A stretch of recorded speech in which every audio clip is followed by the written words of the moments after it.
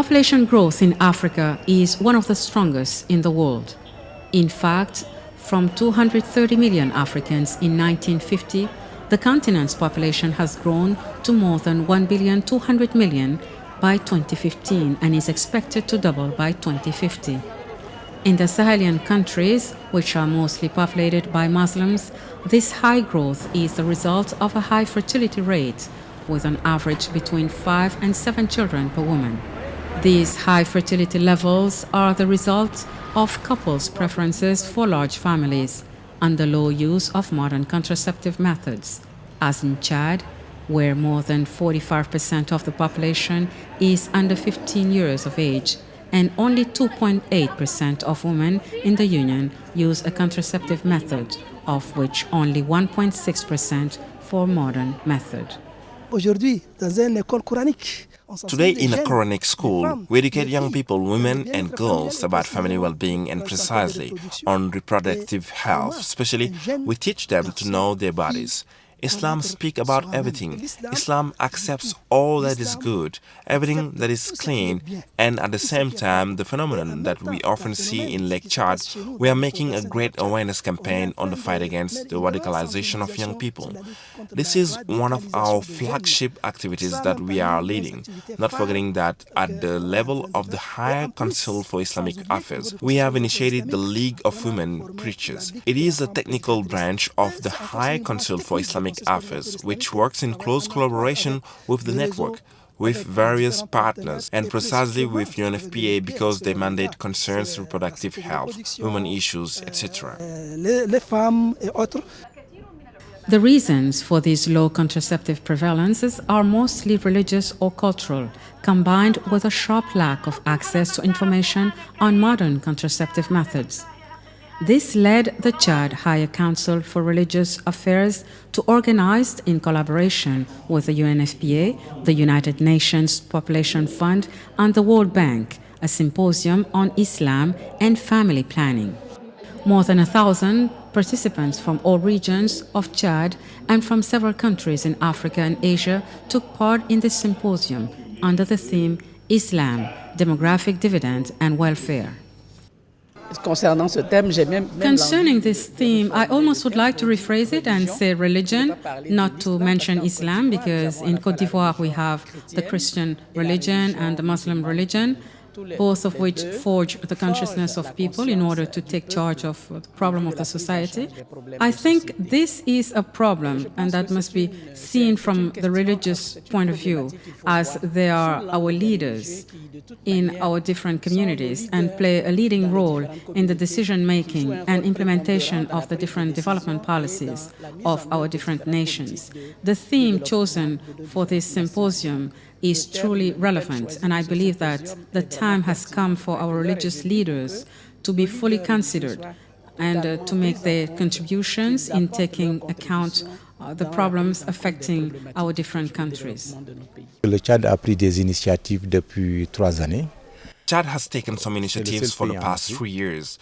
It is the only country in Africa, in the Sahel region anyway, where you have a great mosque, and inside that great mosque, you will most likely find a medical center.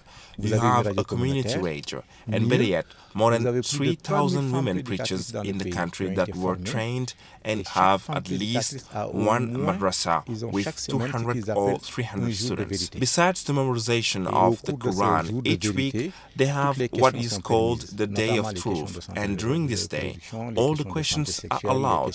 Questions about reproductive health, sexual health, questions on violence, and others. We have noticed numerous efforts for the awareness in that regard. The UNFPA have agreed that this was a great initiative and would like to see the process done at the national level. Faced with many current demographic and economic challenges, the state of Chad has adopted a new approach to the process of demographic transition, with the involvement of religious leaders and the League of Women, ulemas, and preachers in education, training, and the reproductive health of young people and women. Far too many people have an erroneous view of Islam. They often have inaccurate ideas about the Muslim religion, and these ideas are sometimes influenced by harmful traditions, which are often wrongly attributed to our religion. while Islam has absolutely nothing to do with such ideas, such traditions concerning in particular the rank of the woman and the respect due to her and her rights which must be preserved. The good Lord even honored the woman by dedicating a whole surah of the Holy Quran to the woman and another dedicated to Mary. All this to say that Islam makes no distinction between man and woman when it comes to treatment, rights and duties.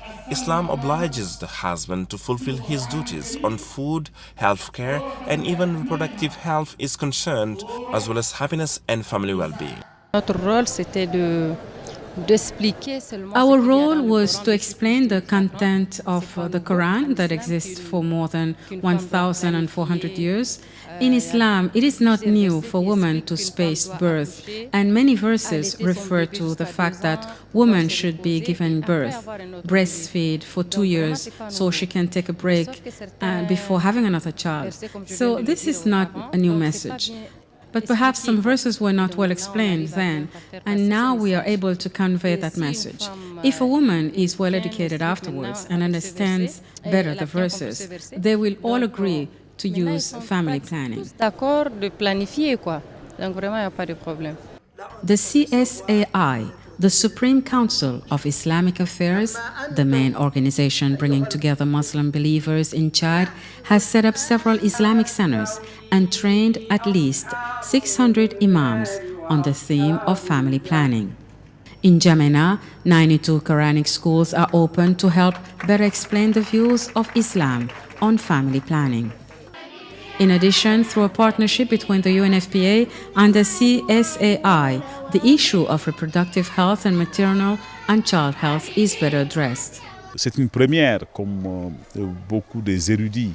This is a first, as many of the religious scholars have said on the occasion of these 3-day discussions. But I believe that the most important part is the very strong commitment that religious leaders, imams, researchers and theologians who all agree that Islam is a religion that respects human dignity. Islam is a religion of peace.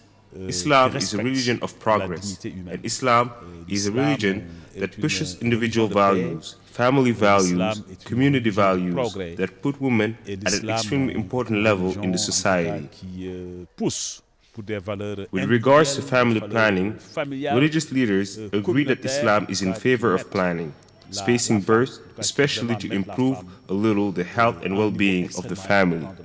You know, after having this very interesting and deep reflection and discussion for the last 3 days, we all came up with an N'Djamena declaration. So this declaration covered everything. The participant really came up with a very good declaration, but my appeal is now this declaration has to be transformed into action. So this declaration needs to be communicated to different institutions, and also each and every one of us need to really transform this declaration into practical action. We need to involve the different ulamas, the mosque, the different faith institutions to actively, engage to deliver what we agree. Otherwise, it will be only a beautiful declaration. So it's very important to walk the talk. So we need to bring practical action on the ground. Capturing the demographic dividend necessarily involves reducing maternal mortality by investing more in access to modern contraceptive methods and empowering women, notably through the SWEDE mechanisms, the Sahel Women's Empowerment Project for the capture of the demographic dividend. Nous sommes allés même au-delà. We went even beyond the expected results. Jamais auparavant il y a eu un tel engagement. Never before has there been such a commitment by religious leaders on this issue of family planning in correlation with Islam. Now we are enlightened on all these issues of well-being, including the issue of family planning. And what is impressive is that all the imams from the 23 regions of Chad were present at the symposium. Étaient présents au symposium. Nous avons bénéficié de l'expérience de plus de 20 pays venus aussi bien du continent africain que bien au-delà. We have benefited from the experience of more than 20 countries from both the African continent and beyond. So today I think we are well equipped to improve our coverage of family planning by telling ourselves that reducing maternal and infant mortality goes well through family planning. Thus, in addition to the infrastructure created, in addition to the services offered, services that the populations did not use because they were not well informed, they were not very enlightened, because they were told that it was in contradiction with Islam. Today, these difficulties are eliminated.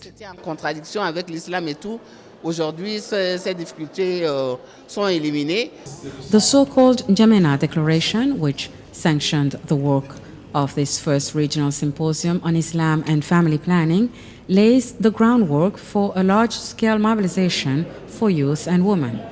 Ce que nous venons de faire ici à N'Djamena est un bon exemple. What we have just done here in N'Djamena is a good example of what we're doing for a very strong mobilization, because we must not hide it. The needs are enormous. The challenges are enormous. I believe it is only through an all-out mobilization, a mobilization of community distributors, and I will insist on that, the religious leaders who are listened to, who are respected, and if you continue in this way, without restricting interventions in an isolated country, it is necessary to replicate what works. It is necessary to rely on the strategic interventions leveraged to reach communities across the continent. I'm confident that with the momentum we have now, speaking of tractions, with what is happening to capture demographic dividend today, we have the chance to make extraordinary progress if we continue what we are currently doing. Our strategy, which I am pushing at the regional level, is an all-out commitment. No one should be left behind. The 72-hour discussion allowed religious leaders to gain a better understanding on the demographic dividend and its impact on economic and social life. They also become de facto resource persons to carry out awareness-raising campaigns in the areas of reproductive health and birth spacing.